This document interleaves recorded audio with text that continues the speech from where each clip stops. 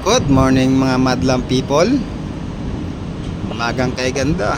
Pero medyo masama yata ang panahon, no? Kasi yung alon ng dagat medyo malakas. Kaya tamang ano mo tayo. Wala ako bang maisip na content kundi ito na lang siguro. Yan. Buti pa sila. Rest lang. Wop, wop.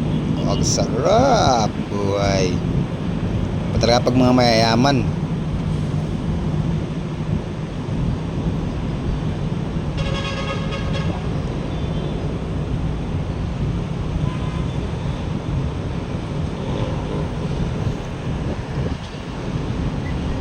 Ganda ng umaga.